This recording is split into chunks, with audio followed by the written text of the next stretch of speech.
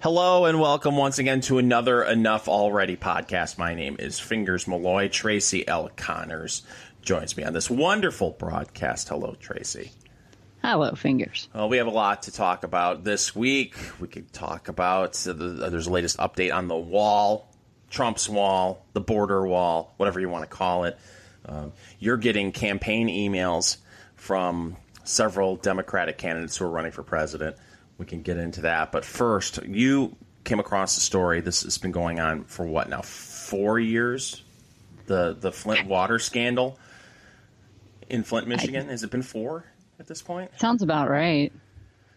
And for those who aren't familiar with the Flint water scandal, the fine folks in Flint, Michigan, were drinking lead water. I actually think pure lead was coming out. Liquid lead was coming out of the tap, Tracy. Which, once again, shows that no one should drink tap water ever. I'm drinking it right now. Oh, gosh. Pennsylvania tap water, is it good? Is it tasty? Yeah, it's fine. I've got Essential Everyday bottled water. That's what I'm drinking right now. I'm sure it probably and that more. Plastic's not leaching into that water at all. Of course not. I'm sure it's more contaminated than the Flint water, but still. I bet you it was tap water that was just bottled for you. from a natural spring in Flint, Michigan, which would be just as bad because, you know, all the companies in Michigan that dump chemicals all over the place. You got Dow up there. You got all the automotive companies. Tap water, it's unsafe in Flint. Probably your well water, unsafe too. So we're all going to die, Tracy. That's what's going to happen. So everything's contaminated. One day you can eat eggs, next day you can't. I could go on and on, but let's go back to Flint. Okay. Shall we? So you found the story at the Daily Caller. And everyone who reads this story should be completely outraged how the money that has been sent to Flint to handle this water crisis, to replace these lead pipes, this may not come as a surprise to you all. It's being wasted in a bigly way. Tracy. Egregiously so, you might say. Right. So break it down for us. All right. So the headline on this story, and Luke Rosiak did it, I guess, Rosiak. I don't know really how to pronounce his last name, but he's done a couple of these. And the Daily Caller is the only outlet I found that's been covering it. So the headline on this one is Flint gave a contract to firm with allegedly no pipe replacement experience, dug up non-lead pipes. So the gist of this whole deal is there's a company that was hired by the city council. They get to pick who gets this. And there were, they say, more than $600 million in state and federal aid. And they have a quote later in the story with one of the city council members saying they got $647 million. And as you said, this was years ago, and this stuff still isn't cleaned up. Right. So kind of the players involved is the city council, the mayor's, of course, involved. Then there's this contractor called W.T. Stevens, which is owned by a lady named Rhonda Greyer, who's married to an ex-NBA player. So this is a minority and women-owned small business, and they got the bulk of the contract. But they didn't have the equipment necessary to dig these holes. So they're digging them by hand, if you can imagine such a thing. So there is some tech that one of the contractors has, and it doesn't seem to me, if you're getting millions of dollars in contracts, so this W.T. Stevens has already gotten $22 million. This tech is called Hydrovac, and it helps you dig holes faster. And it only costs $250 to dig a hole with Hydrovac versus hand digging. You'd think if you were getting $22 million in contracts, you might just spring for one of these Hydrovac tools. You would think.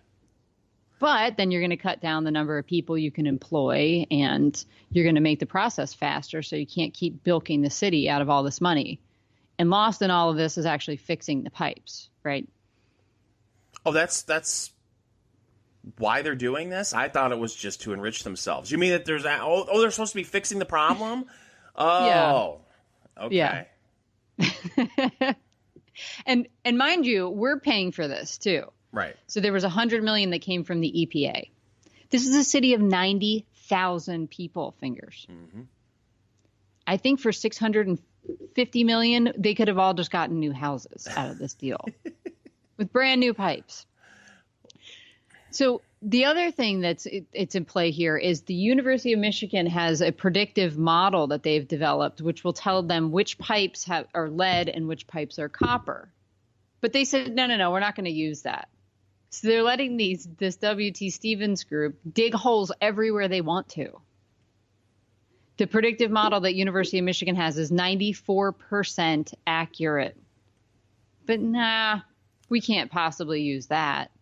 That would make things efficient and quick. Well, how does W.T. Stevens even get this gig to begin with when you have other companies that have this a more advanced technology to be able to dig these holes at a much faster pace at a cheaper rate? And you come up with your bid for the contract and you say, we're going to dig it by hand. And you get the contract. Well, I don't know if you're aware of this, but I've actually been involved in the bidding process for government contracts. And I can tell you, after speaking with people on the government side of the thing, they do prioritize women-owned and minority-owned businesses. So that would be my guess as to why these guys are why this W.T. Stevens group was given these contracts. And there also might be some relationship with either a member of the city council or the mayor. Really? Yeah, I'm sure that's exactly what it is. I mean, there's been a long track record in Michigan of, I shouldn't say this, but there is speculation in this piece that somebody's getting some kickbacks from all of this. But you've got a former mayor of Detroit, Kwame Kilpatrick, that was in jail for a long time because of bribery and kickbacks and the things that he shouldn't have done, and he was rotting in a jail cell for a while for that. So there's, and you've mentioned corruption in Pennsylvania. Mm-hmm. I mean, this kind of seems like a Democratic thing where, these Democratic mayors, Democratic city councilmen, they dip their hands in the cookie jar and they get bribes and they get kickbacks. And you can't tell me they picked a firm that does this job inefficiently at a slower rate versus this other company that is using this technology where they could drill the holes faster, and they ignore this map that the University of Michigan came up with that is 95% effective in pointing out where these lead pipes are. No, it's insane. And they also say in this piece that the W.T. Stevens guys don't really know what they're doing. So one of the other contractors that had gotten a smaller piece of this whole thing, part of the deal was they would train W.T. Stevens's people to be able to do this effectively. And then W.T. Stevens would pay them for the training. Well, they trained them, and then they never paid them for their work. So that was another group called headed by a man named Ellis Monk, who's quoted a lot in this piece. But he also says, so then they have the W.T. Stevens people didn't take the training seriously, I guess, and they're just digging willy-nilly, endangering homes that they're digging up the yards of. Yeah, the foundations, you got to be very careful when you're doing this kind of work. And to think that the firm, the company that was awarded this work, they had to have another company come in and train their employees to do the work, just shows again how absurd this whole process was. The people of Flint should be dragging these guys through the streets and bring back the tarring and feathering. Put people in was it the stocks where they hang you up and then put your arms through and your little head and you get locked in there? Yeah. So here's one of my favorite pull quotes. So one of the neighborhoods that W.T. Stevens went into, they dug up 300 homes and only found 6 lead pipelines. The predictive model told them about the 6 homes. So they dug an extra 294 holes.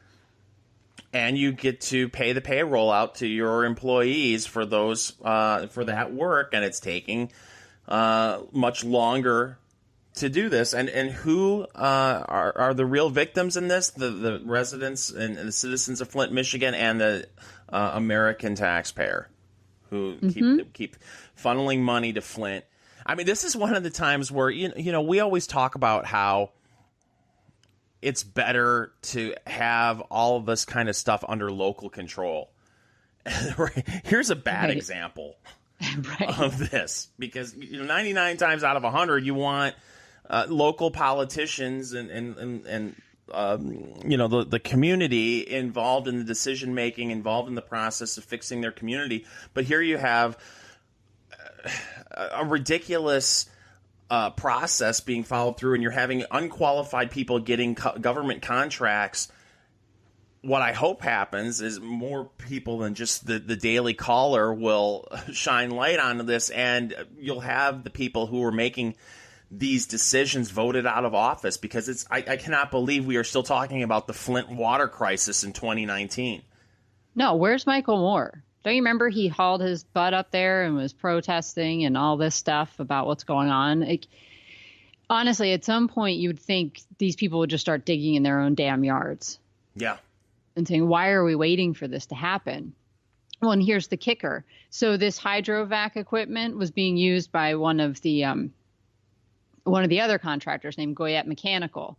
So they're breezing through this stuff, cleaning up pipes, and they asked for more addresses, and they were like, no, because W.T. Stevens still has a backlog, and it's not fair that you can cut ahead of them. So then they decided they would just ban the use of the hydrovac technology altogether.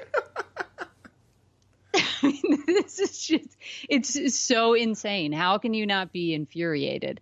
And you have to figure that the people there know what the hell's going on, because they still have crappy water and no one's come and dug up their yard. Well, it depends on how much credibility these local politicians have with their constituents. I mean, if they play the blame game... How do they possibly have any? Well, how do you play the blame game in this situation? Well, who is at fault? If people are not reporting the truth regarding why this is taking so long, a local politician could be shaking hands and kissing babies at the local Flint diner, and somebody walks up and says, hey, still got some lead water in my house. What's going on?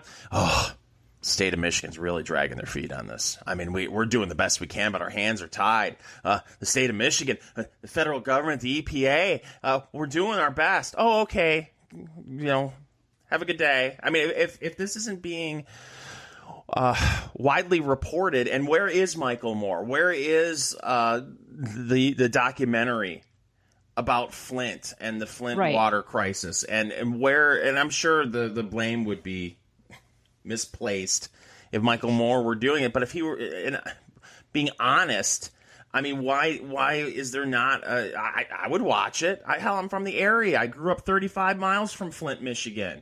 I care about Flint. I hate to see this happening.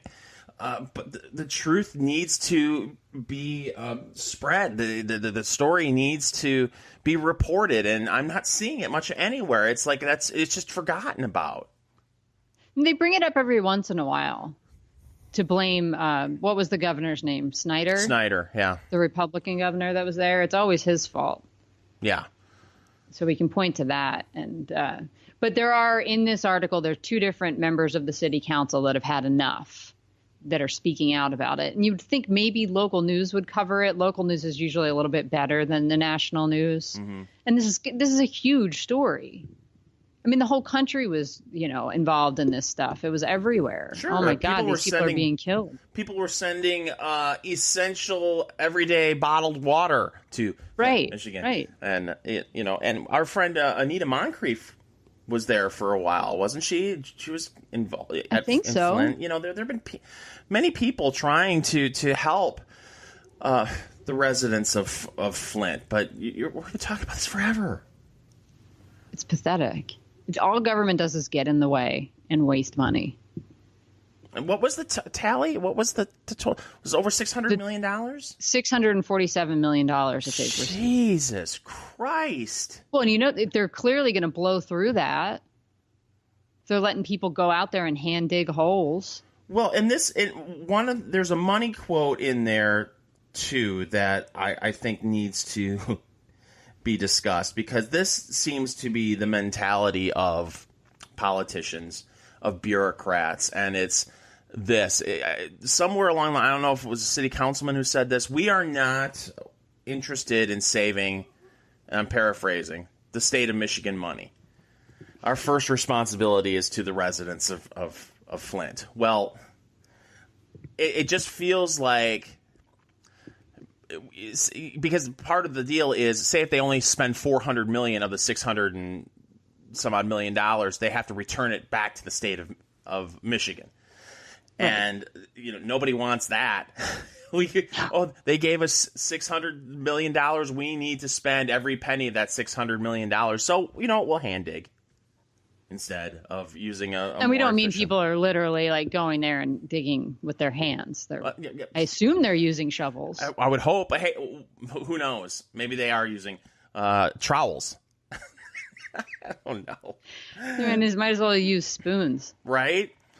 But the people, the local government in Flint is not interested in doing this in an efficient way that will save taxpayers money. They're thinking of the contractor that's a local contractor and the people who are employed by this contractor, and let's see how much money we can spend and keep for the city. And again, that what's lost in all this is that these pipes need to be replaced. It's not about the contractor collecting money, and it's not about the contractor's employees collecting a paycheck. It's about people in Flint, Michigan not drinking water that has high amounts of lead in it. Right. And here's your quote. So Mr. Gilchrist stated that whatever money isn't used would be returned to the state. And he also stated that the first responsibility for the city of Flint is to get the job done, not to save the state money. There it is. And you see that with, going on the federal level, you'll see people who are in charge of agency budgets trying to spend every penny that they're allotted because they're worried that their budget will get cut the following year. If you show that you only need $100 million to run, I'm just using simple numbers here, $100 million to run an agency, and you're like, wow, we got away with just spending $90 million. Then next year your budget's cut $10 million. So they're like, oh, we got to spend this money. We got to spend it. And the taxpayer gets lost in all of this. Well, schools do the same thing. That's true. So, well, I hope... It happens all across the board for every publicly funded thing. I hope that more people will start paying attention to this story, and I hope that come election day, when these people are up for re-election, that some credible candidates will run against them and they will be booted out of office because this is obscene. Yeah. I encourage the people of Flint just to take matters into their own damn hands. Work with the good contractor. Maybe you can plead with him to help. Start a damn GoFundMe. I would send them money. Let the guys come in with the hydrovac, use the map from University of Michigan, and get this done. Well, didn't it say at the end of the piece that now they are finally using the University of Michigan map? But why they would have to have their arms twisted to use that map when it has been shown to be 94% effective is just, again, shows someone who's not really interested in solving the problem, just getting paid. That's the only yes, thing they did say they will use the predictive map now. Weird, wild stuff. You know what else is weird, wild stuff? The border wall. Yeah. And that's another story that has kind of taken, it's been put on the back burner. But you have an update about the border wall. Yeah, this is from Reuters. So as they had talked about this idea before, using some money from the Pentagon to fund the wall. So it's now you got the head of the Pentagon, the acting U.S. Defense Secretary Patrick Shanahan, saying he's approved the transfer of $1.5 billion to build more than 80 miles of barriers on the Mexican border with Mexico, or the U.S. border with Mexico, excuse me. So he's taking about $600 million from an account meant for Afghan security forces. But to me, this is great because not only are you getting money and avoiding having to deal with the Democrats, but it's telling me that they're serious about getting the hell out of Afghanistan. Right. What's interesting about this is you're going to have so many people being encouraged to fight against the wall if they have property that, if the government ends up trying to use eminent domain to build this wall. I was talking to someone who used to be a state senator in Arizona, and her mindset regarding that was, okay, let them say they don't want that part of the wall, or let them not build the wall on their property. That's fine. Their neighbors will, and then there'll be a big gap in the wall on their property. And then what are you going to do? Yeah, you've created a funnel for yourself. Right. I get the tendency to not want the government coming onto your land and doing stuff, but, get some money out of it and then get yourself protected. Yeah. I mean, their property's being destroyed. You hear stories of, ranchers talking about cattle being slaughtered just for people to, grab something to eat, Sure. So it has to be incredibly frustrating, especially if you have property on the border, if you live in a border town and you've got people bitching about a border wall and they live in Old Town Alexandria, Virginia. Right. Saying how awful it would be to have a border wall, and meanwhile you look over on your property and you see it being destroyed. Like you just would want to tell these people in the Northeast to go to hell. You come down here and deal with what we have to deal with. Right. And this article goes on to say they've already given $1 billion from military. So this is now up to $2.5 billion that they've gotten. And Shanahan said the U.S. military already has more than 4,000 service members on the border and 19 aircraft. So my question is, would you rather have the Army in your backyard or a wall? Well, I think the answer is a pretty easy one to give. I mean, I would rather have the damn wall in my backyard than have. And the thing is, too, I was never a wall guy, and I think I've said this many times on the show until it became clear that people in Washington don't want the wall, which means it must work. Right. If it didn't work, they would claim this to be a great infrastructure project, and there would be stretches of the wall named after every dead congressman from the area. This portion of the wall is built in memory of John McCain, and then there'd be this wall there, and But being that this will work, and neither Republicans or Democrats really want to see illegal immigration curbed, they've been against it. I mean, this should have been built back in the Bush administration, and next to nothing, has happened since then. So yeah, I have to believe that they believe it works. We have thousands of years of history of wall building. Do you think people would have figured out that it wasn't effective at some point in time across that? But no, they keep doing it. It's so weird. Yeah. Well, so you'll hear bitching about this maybe this week, although they're slowly admitting that it is a real crisis. Yeah.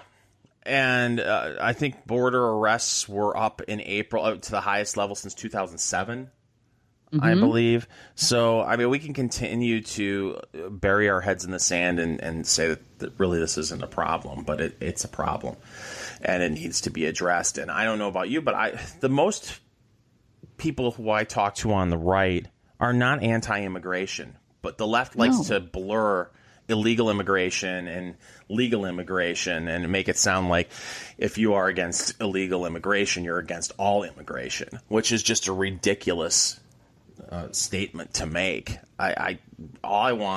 Dennis Miller said it years ago. If you're going to come in, sign the guest book on the way in. That's all. It's pretty easy. It's not. And why don't we get to pick who's on our team? Yeah, exactly. So if this helps curb illegal immigration, then that's great. And then we need to streamline the process for people who want to become a United States citizen, want to come into the country, and also monitor what's going on with the visas. Yeah, that's a bigger pain. I don't know how you do that without chipping people.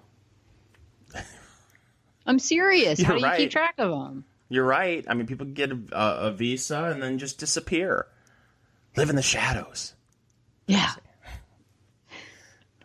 So I don't know. I will be amazed if Trump wins re-election.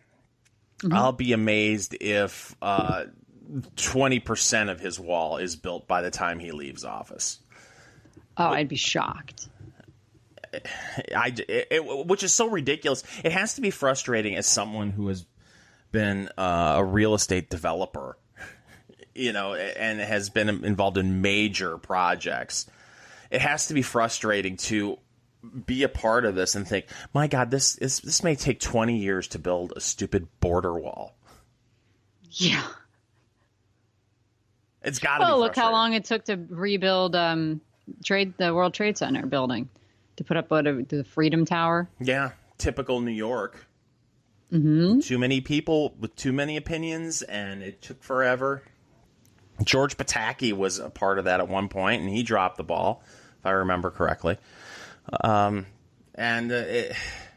like, how long did it take to agree on it? That was part of it. A huge part of it was agreeing on what the building was going to be, right? What it was going to look like. My God, this wall, I'm sure he's probably thinking, I could get this done in a year. Yeah. Well, like I said before, if you read, it's in The Art of the Deal, is the whole story about how he got involved fixing the skating rink in Central Park. Mm-hmm. And that was, you watch them screw around with it for, I don't remember if it was 4 or 5 years. Start building and then do it wrong, and he's down there watching them pour concrete, and they didn't have enough concrete to cover all of the area at one time, so they had to come back and do more, and he's like, that just screws up the whole thing.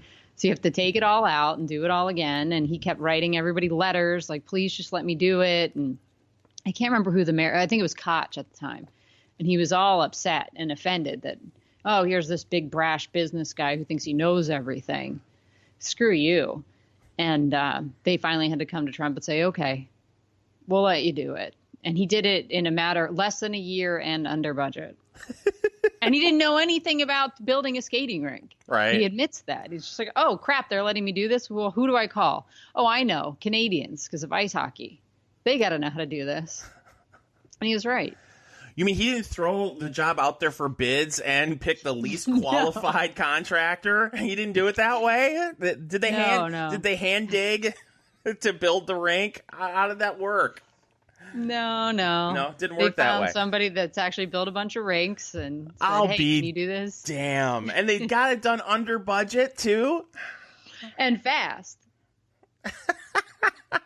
They didn't drag their feet. Well, it was right outside his window. So I understand that. I've had construction going on outside of my window for over 2 years now. And it makes me insane.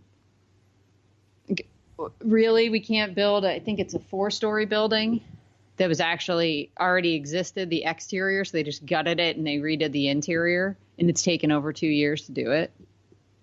So every morning I wake up to trucks beeping. And it's terrible. I mean, even road construction. And now... we have to spend $2 trillion more on infrastructure, according to Of course we do. Democrats so people can go Trump. Hand dig holes. Yeah.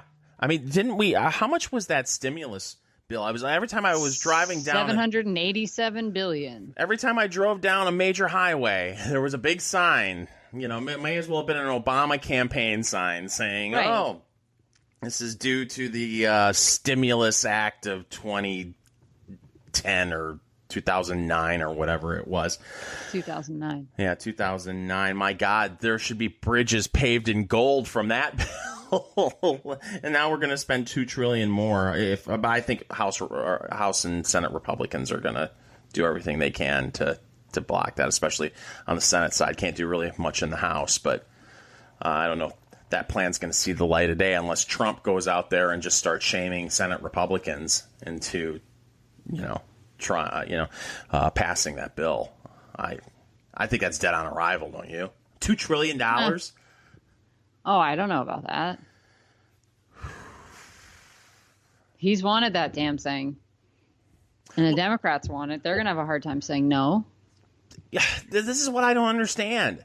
Like, if Democrats really want that, and he thinks that Democrats want it, then you're like, okay, wall funding, too. That's part of the infrastructure deal. You want this bad enough, and then you can sell it to your base. I know you're upset about the wall, but look at all the shiny new infrastructure spending we have. Right. Look at right here, $2 trillion. I've crumbling roads and bridges. My God. Do an experiment sometime for shits and giggles. Go back to every State of the Union address since Carter and hear about the crumbling roads and bridges and our struggling infrastructure. It's amazing we can get around anywhere. Well, I don't know about Indiana, but Pennsylvania is full of potholes. So, and that's what happens when you have winter, right? Yeah. When roads get wet and freeze and then they crack and everything like this. So there's constantly road work that has to be done. I get that, but where's all of our tax money going? You got the gas tax now. You're seeing more and more stories where government for years has been bitching that we've been driving nothing but gas-guzzling vehicles, and they've gone to automotive manufacturers and say, you got to get more fuel efficient with your fleet. And now you're seeing it, so the revenue from gas taxes has gone down. So now they're talking. They have been throwing these trial balloons out for a decade now that they will tax you by the mileage that you drive. Mm-hmm. And damn well if that ever happens, they won't repeal the gas tax. Oh, no. And they have no thought to what that would do to the prices of consumer goods, which are delivered still, a lot of them via truck. Right. And, I mean, freight rates are already pretty damn high, and you're going to put a tax on every mile in addition to that. These people just don't think. How do we get more money? Well, it's like they did the same thing with cigarettes, right? Yeah. We'll tax cigarettes and we'll use that money to fund the stuff for the children and things like this. And then we'll ban smoking everywhere and demonize it. Yeah, it's all about it's all about the children. Even when go ahead. Well, even when it comes to a budget crisis. And see, we're for the schools, we're going to have to lay off teachers. We're going to lay off administrators. We got to lay off teachers, or the other scary thing when it comes to any kind of local millage or whatever. Oh, geez, if we don't get more revenue for our city, we're going to have to lay off some policemen and firemen. Well, yeah. And if you're not in a city, I don't know about where you live, but where I am, I'm right outside of a city. Our fire department over where I am is all volunteer. Yeah. I think the majority of fire departments in this country are volunteer. But that's the scare tactic. That's just a lie. It's just, right. But I don't know. It's, It just cracks me up that Trump was able to do that under budget, that ice rink, and in a short period of time, where you would think this was a really complex building project. It was a freaking ice rink, for Christ's sake, and the city couldn't even handle that. No, but he hasn't sadly taken that mentality all the way to Washington. Or he's felt he can't break out of the box that they put him in and get stuff done. Yeah. Well, I mean, he has done so regard to what he can control immediately.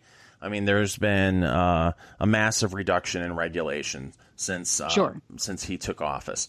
But the other stuff, the first 2 years of his presidency, when he had everything, it was nice that we got the tax cut, and again, Donald Trump, you magnificent bastard.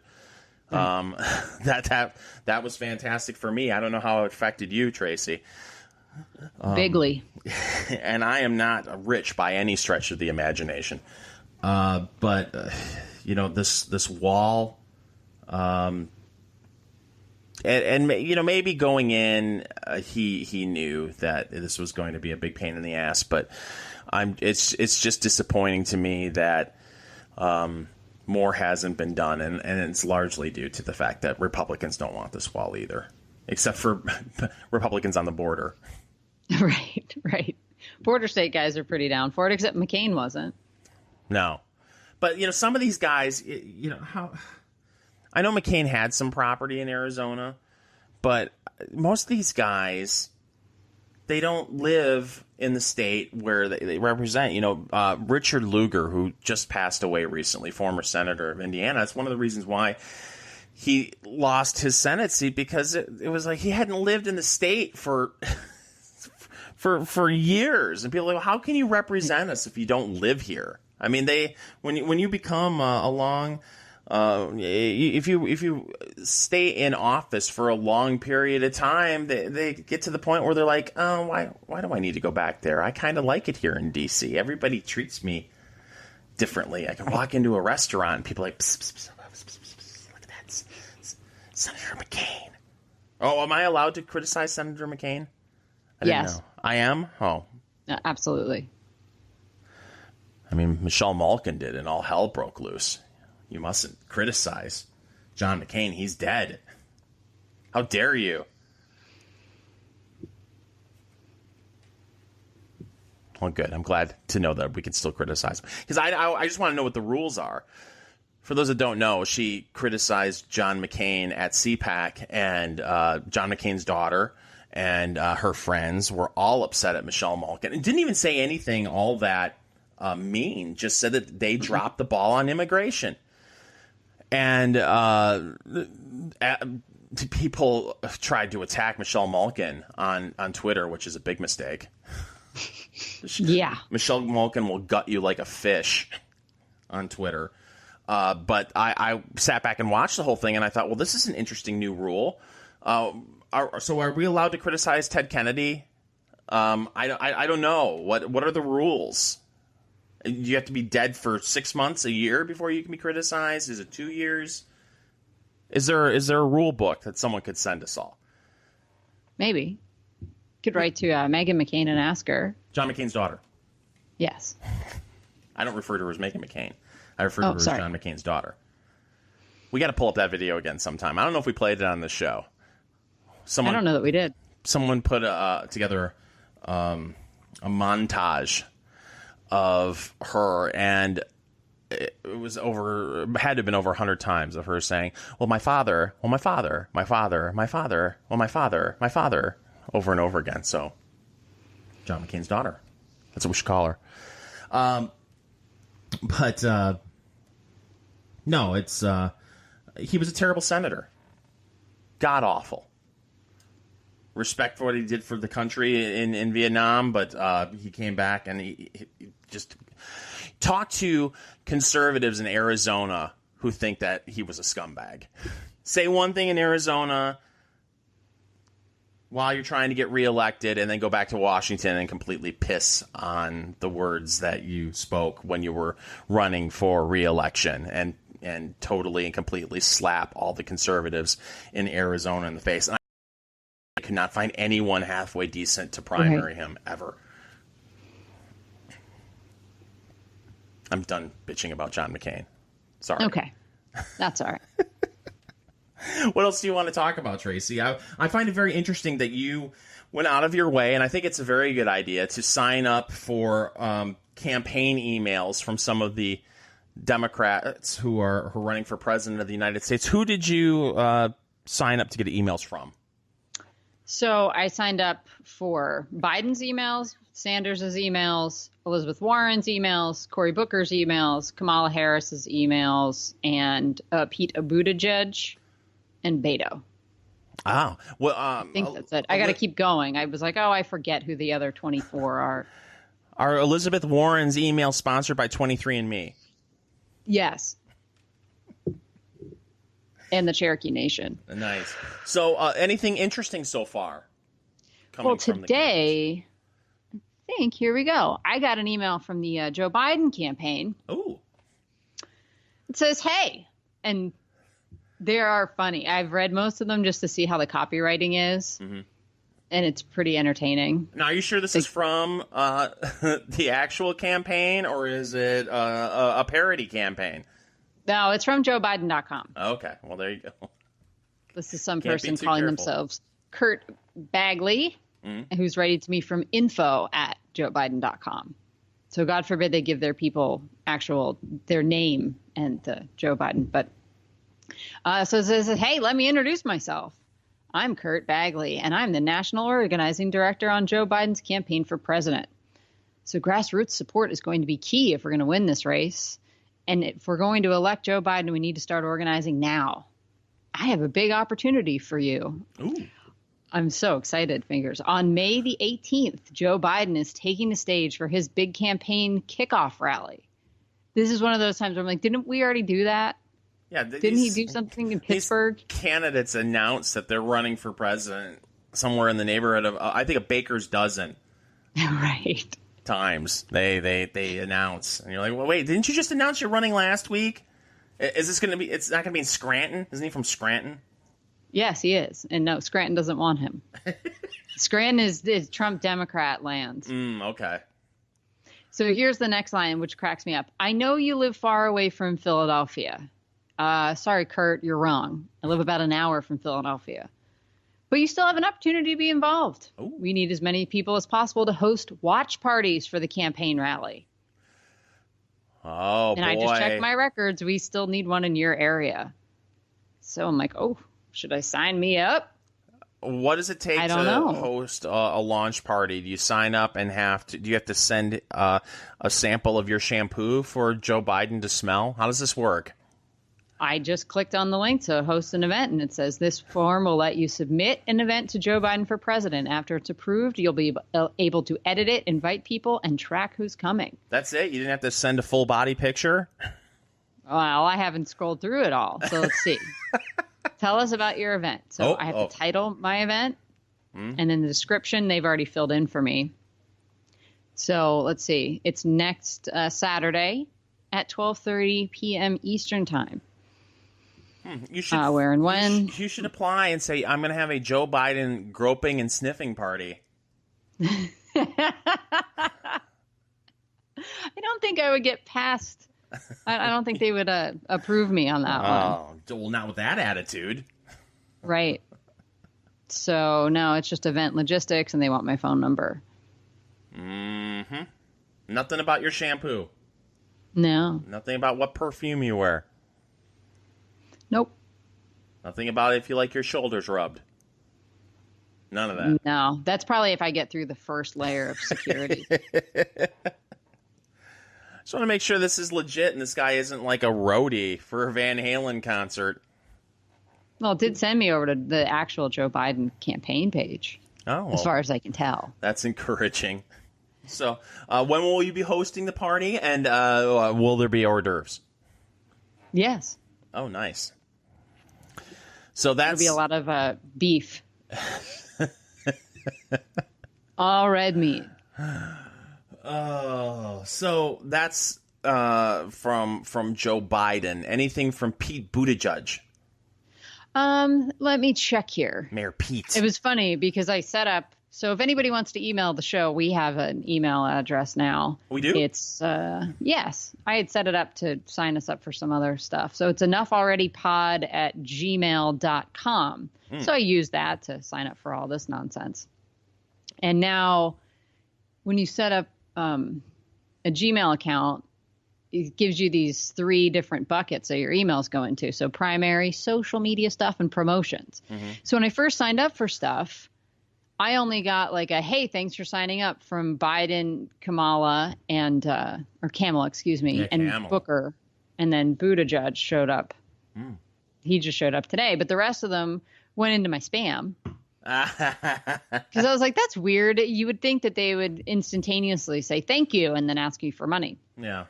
But those ended up in my spam. And then a lot of them are going into the promotions tab.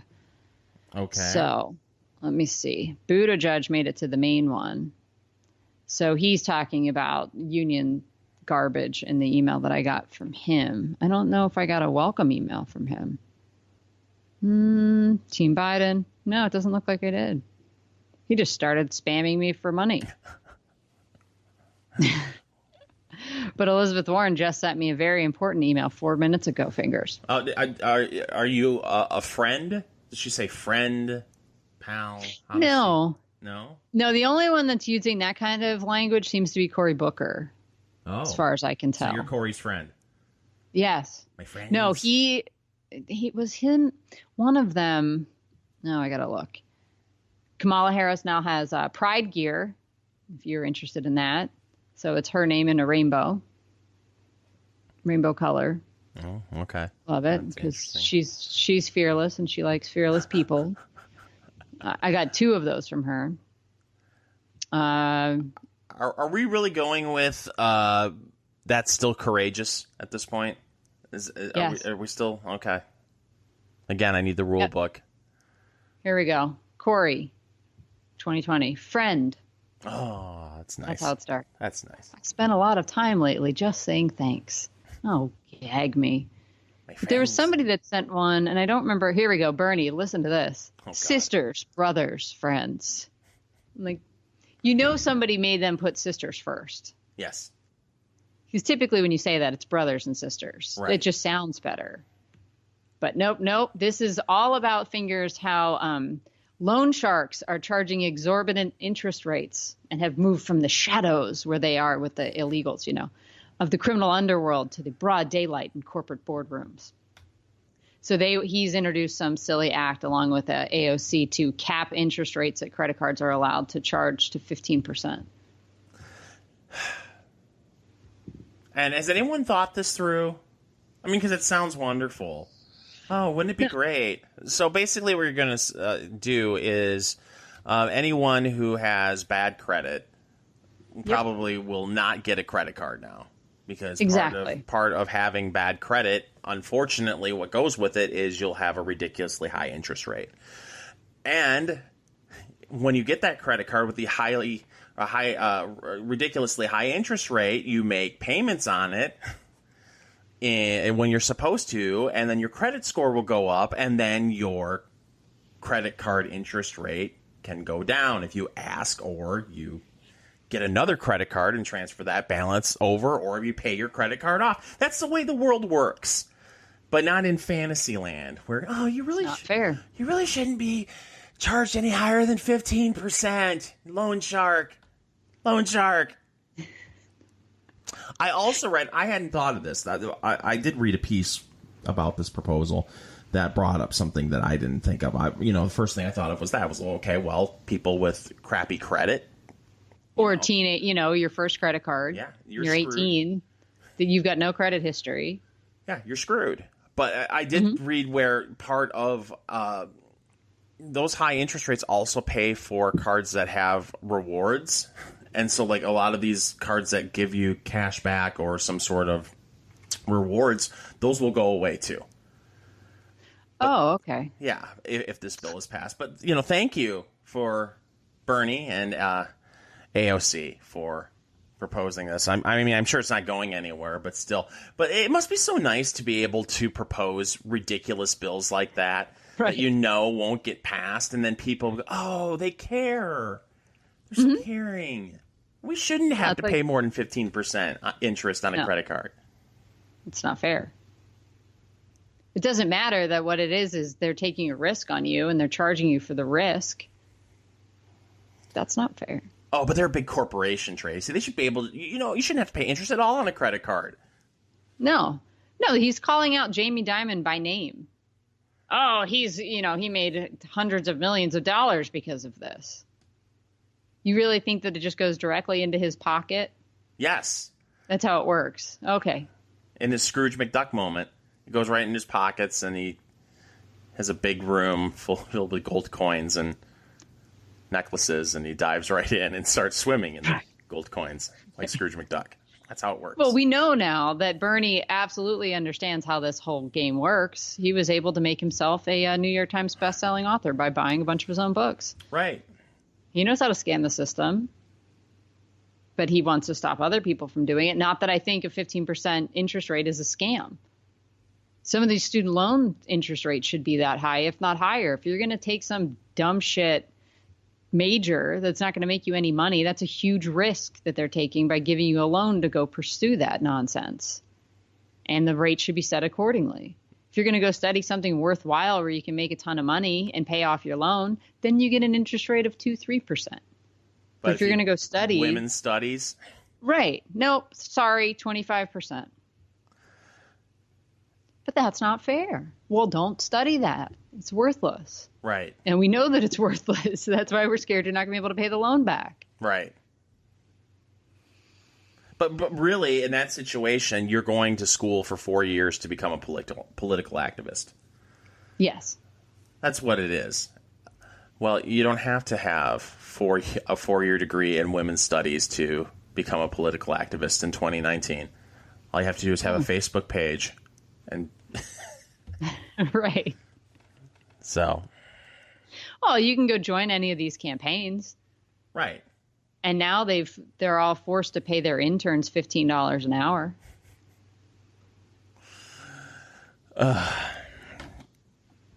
Yeah. Well, at least this credit card bill's not going anywhere. So I'm glad that. But this is just another example where you have people on the left propose really ridiculous legislation, and it makes it look like they care.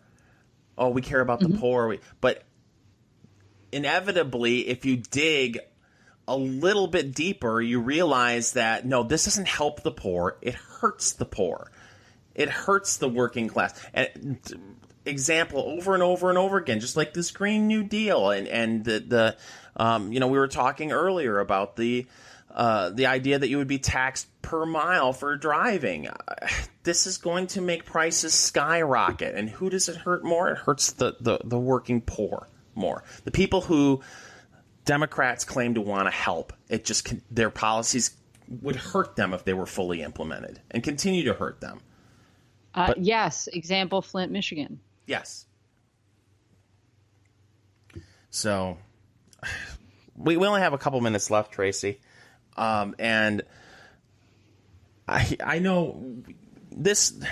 Help me out here with the whole story regarding the OK symbol turning into what people believe to be a sign of white supremacy. White supremacists use this as some sort of secret handshake that apparently everyone knows about. Where did this all start? Was it 4chan? Yes. It was from knowyourmeme.com, which is a helpful site. It is. I like to know the origins of these things. So this was from, I don't know if it has a date on it anywhere. I don't see it, but they say the OK symbol, introduction to Operation OKKK. So there's a 4chan post that they have on here where this is from, February of 2017 was when this campaign was lost. So for those of you who don't know, 4chan is a message board. Is it like Reddit? It's similar. I mean, it's open to whomever, and it's anonymous. Unlike Reddit, you have to have a username. Okay. On 4chan, it just makes you a name every time you log in. So there's a picture of Mel Gibson holding up 2 OK symbols at some award ceremony. So they decided that it was the 3 fingers here sticking up make a W, and then the circle part makes a P. So that's white power. So the message says, we must flood Twitter and other social media websites with spam claiming that the OK hand symbol is a symbol of the OK hand sign is a symbol of white supremacy. Make fake accounts with basic white girl names and type shit like, oh my God, it's so true. And they spell true TRUUUU. So it says use as many emojis as you please. It would also be good for us to associate the OK sign being a symbol of white supremacy because Mel Gibson used it. Use the hashtag power hand privilege in all of your tweets and whatnot related to this. Bonus points if your profile pic is something related to supporting feminism. Leftists have dug so deep down into their lunacy, we must force them to dig more until the rest of society ain't going anywhere near that shit. So that's where it started. They've done this with a bunch of different things too. But yeah, I think this is their most successful prank. So, big scandal this week, Tracy. Yes, over huge. Wrigley Field. Apparently a fan was caught making that gesture. God forbid. And there was an investigation, Tracy, into who made the gesture. And it turns out they found the fan, and he has now been banned for life from Wrigley Field. It's so ridiculous. For making the OK gesture. Now, when I happened to see the piece about him, the fan being banned on a sports radio website, 97 The Ticket out of Detroit, and one of the commenters said, "Let me get this straight." And I'm paraphrasing. You can slap a woman around in MLB and get a 40-game ban. Flash the OK symbol in the stadium. Banned for life. For life. It's so stupid. I mean, we've been talking about this now for a while, and you've kind of followed how this has really taken on a life of its own. I mean, how many times have we seen people flip out on Twitter or Facebook over this OK symbol, and people mocking them, going, this is a joke. Yes, and they even kind of say that in this article that you had sent from the 91.7, The Ticket. But they say that they know that it's kind of BS. Well, so it says there's also another thing associated with it. So they give a description of this guy, right? And he held it up near a broadcaster. They had a broadcaster down on the field. It looks like he was at the end of the dugout or something. So the guy just leans over. So all you see is his hand in the screen. And oh my God, it's a black broadcaster. Therefore, it must be that he's throwing up this white power sign. So he said a man that was wearing a gray Cubs sweatshirt and blue pants made an upside down OK sign near Glanville. That's the reporter's head during the broadcast. The gesture has been associated with the juvenile circle game, where someone tries to trick a friend or a sibling. I don't know why it has to be a friend or a sibling. It's just they try to trick somebody into looking at it, and then you punch them in the shoulder. So there was the most recent outburst on this was a bunch of cops that were in a photograph. I think they were cops. And some of them were putting the little OK sign on their leg, and that's part of the circle game. But the symbol has also become a white supremacy sign. Well, I don't understand, because it's upside down, so he's making an M. He's not making a W. Yeah, M-O.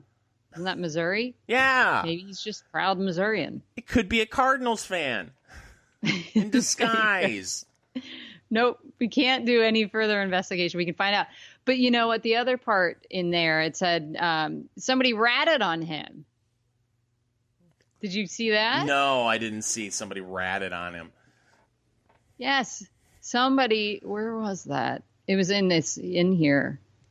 Somebody called from the stands that saw it and ratted on him. You got to be kidding me. So you've got, I saw this on Twitter and I thought it was such a great word, bro flakes. These poor little bro flakes. That's brilliant. Oh my God. Yeah, of course now I can't find it, but that's how this guy got ratted out and brought to their attention to begin with, because I'm sure that guy was on screen for all of 45 seconds, and the hand gesture was probably there for a few seconds at that. But well, I'm always fascinated with these stories when it comes to teams banning someone for life from their stadium. This happened a couple of years ago, a Detroit Lions game at Ford Field. Someone had a laser pointer and was pointing it at like a field goal kicker for the opposing team as he was getting ready to kick a field goal, and the quarterback a couple of times. And that fan's been banned for life. Douchebag move, by the way, doing something like that. But how are you going to ban someone for life? I mean, okay, I'm banned from life for life at, say, the Philadelphia Eagles Stadium. Okay, what's the you'd have link? to do a hell of a lot to get banned for life from there. Right, but let's say I am. Was that the link? Or was I? Yes. Anyway, yeah. So you say, hey, let's go to an Eagles game, and you buy the tickets. How are they going to know I'm at the stadium? They've got a wall of photographs, I assume. Oh, please. I could grow a beard. What are they going to do? Are they going to... yeah, is it going to be like the post office where they've got a whole... Yeah. It's so ridiculous. Oh, you're banned for life. Oh, okay. I think at that point, the thing to do would be to just try to attend as many games at Wrigley Field as possible and taunt them. Take selfies, not in your seat, and wear stuff that you could take off. You know, I got a gray sweatshirt on, take a selfie, and then post it 20 minutes later, and you're in a different outfit in the other part of the stadium. Say, oh, I'm here. You thought I was banned, but I got in anyway. Well, here's a question. What if you transition? Ooh. So say this guy, the Mr. OK symbol banned for life, what if he decides that he's a woman now? Is he still banned? That's a good question. If he walks in as Madam OK symbol? I'm serious. Put these bro flakes to the mat on this. We can't. I'm a totally different person now. See, I've even changed my name on my driver's license. Absolutely. Sue for discrimination. Be worth going through the transition just for that. Yes. Well, you don't even have to do it anymore. You just say, right. I identify as this. You have to let me in. I don't identify as that person anymore. Oh, and that's where the Bernie Sanders email, sisters, brothers, friends comes from. Right. Oh, sisters, brothers, friends. Yeah. What a pandering jackass. Covers all the bases. Yes. No, but that's interesting. And it'll, I would do everything I could to taunt the Cubs. At least this happened after the Cubs won the World Series, so this poor bastard got to see that before he got banned. But how ridiculous, how sensitive we're becoming, where we can't even have someone in the crowd flash an upside-down OK symbol, which, again, it's M. It's not a W. Yeah. I had never heard of the circle game before, and I was going to bring that up, but you brought it up. I'd never heard of the circle game. The only thing we did as a kids is we did the slug bug. You know, you see a car go by, doesn't have its headlight on. And that's what you call it in the Midwest, slug bug? Pediddle. Pediddles. Pediddles. That took me a minute. Pediddle is a car with one headlight out, and a punch buggy is what we would call it when you saw the old Beatles. Yeah, we call them slug bugs. Yeah. Makes sense. So, wow. Something the equivalent of a slug bug got this guy kicked out for life. Yeah. And I don't know if they released the dude's name, because that's going to be embarrassing. It's not in this article. Well, that's that. Think about that for a second. How this could totally change this person's life if his name gets out. Because what's the narrative going to be? It's going to be that this bigot was flashing the white supremacist symbol on camera at a Wrigley Field game, and it was probably, most likely completely harmless. And he'll be branded harmless. He'll be branded a Nazi for the rest of his life on Google. Oh, he should just turn it into a game and just say, I'm hitting every stadium and I'm getting on camera doing this. Yeah. Well, you got to have goals in life, Tracy. Sure. You got to have hobbies, too. Why not? Well, we're over an hour in, Tracy. You have anything else? No, sir. Oh, you know what? There was one thing. that I thought of this week. You know how everybody's really upset about this word spy being used? Yes. All over the place. Did you know that there's a spy museum in D.C.? No, I didn't know that. Yeah, it's a privately run museum, but I've been there, and they moved it to another building, and they're having this big reopening this week. And they also have a podcast, Fingers, that's called Spycast. Oh, nice. And guess who was a guest on it? Go on. One Mr. John Brennan. He seemed to take zero offense to the fact that he was broadcasting from the Spy Museum on a show called Spycast. Because that's what everybody calls those people. Exactly. How did you dig all this up? Because I listened to Spycast. Oh. Yeah, and I've been to the Spy Museum years ago. So they've got really cool stuff in there. It's, like spy gadgets and things like that. And I thought, you know what? I haven't listened to every episode of that. Let me see who's been on it and see if any big names pop up. So Brennan was on, I think, in 2017. And I listened to half of it. And you know what I gleaned from that, which was really interesting, he talked about working for Bill Clinton. And his remarks about Clinton were that he's got a photographic memory and also an incredibly good memory for names, places, faces, all this stuff, which I seem to remember him not being able to recall a whole hell of a lot. Amazing how that works. Yep. It's only when convenient. His mind's like a steel trap. Yeah. Except when it's not. Yeah. When it's inconvenient. Right. Yeah. This made me think of something else. As you were saying, I've got something. This has become a pet peeve of mine, and I used to be guilty of this, and you're the one who made me stop doing this, is a story pops up and on social media, and everyone reads the headline and reads the story, and they go to share it, not looking at when the story was posted. The latest that has been circulating Facebook, because there's been a lot of news regarding the latest Sports Illustrated swimsuit issue. Oh. Yeah, they've got, I believe, a woman. Is this the burkini? The burkini, and then there's also another woman who I won't say. Well, I'm sure the government would classify her as morbidly obese. But yep. Yeah, so those two stories popped up. One that's circulating now on Facebook was Caitlyn Jenner. So she was going to pose nude for Sports Illustrated, and the only thing that was going to be covering her bits and pieces was the American flag and her Olympic medals. Okay. And so that's circulating everywhere, and, it makes sense because Sports Illustrated swimsuit issues coming out, but then you look at when the post is dated, and it was 2016.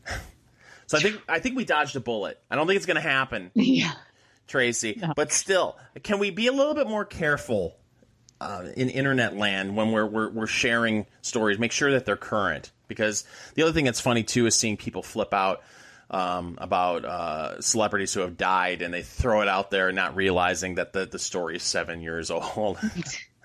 Like the guy who played Roscoe P. Coltrane, I saw was being spread around. Oh, he passed away, and then you look at the comments. Yeah, in 2011.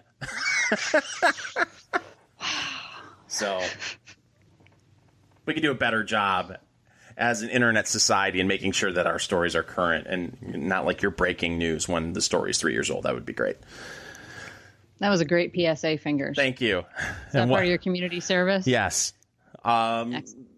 Then with that, remember you can catch the Enough Already podcast on Stitcher, SoundCloud, iTunes, and where all fine podcasts are sold. Remember, please, if you got a minute, you're listening to it on iTunes, give us a 5-star review. It helps spread the Enough Already podcast to others, and that would help us out a lot. Also, you can catch the Enough Already podcast on video over at BitChute and YouTube, and subscribe to the YouTube channel. What's the name of the YouTube channel, Tracy? No, I don't. Yeah, we don't have a channel name. We don't have a channel name? Oh, I thought we had a channel name. I'll just look for Enough Already podcast You'll find it. And if you can't find it on YouTube, you can go to enoughalready.us and find the link to it. That's right. Well, thanks for listening. She's Tracy. I'm Fingers. We will be back next week with an all-new Enough Already.